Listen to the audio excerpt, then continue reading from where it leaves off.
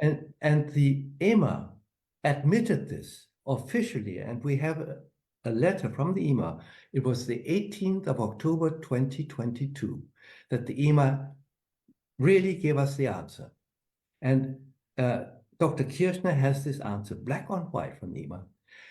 There were never, ever any animal experiments done, to test the safety or efficacy of these vaccines. Now, go back to the Robert Koch files of the 27th of April, where you can read several vaccine candidates are coming that have been subject to rapid development and rapid testing. Underneath that, you will read 6 words. Data will first be collected post-marketing.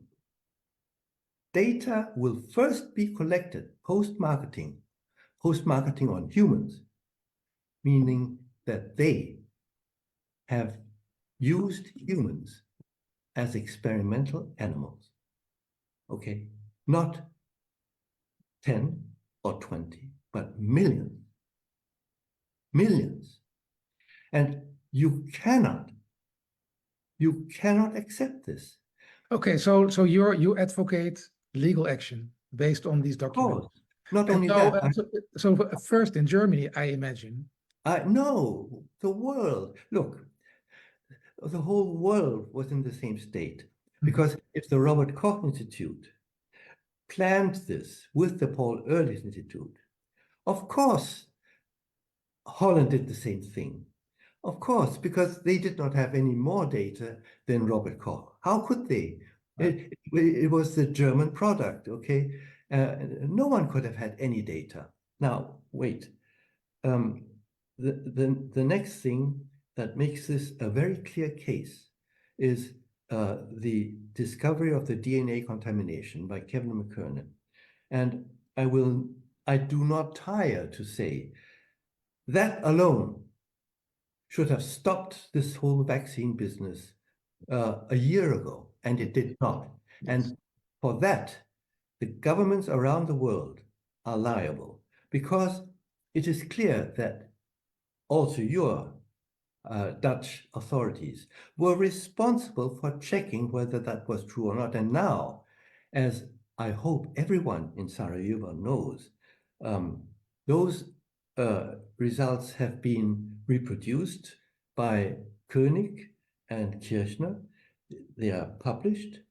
And I hope you also know that they have been further substantiated by a study that should be appearing any time now. Ulrike Kämmerer is the first author. There are 2 others. And in that paper that's coming out now, they reproduced, first of all, that the plasmid contamination is true in all the German vials that they examined. Then what they showed is that this plasmid DNA that is taken up by cells, and they showed that human cells take them up, is stable. It is not immediately destroyed, okay? And it is stable over days. Now, this equates to the fact that humans who have been injected are genetically modified. They have been genetically modified. Whether it's permanent or not is beside the point. You are not allowed to genetically modify innocent human beings and not tell them that the risk is there, okay?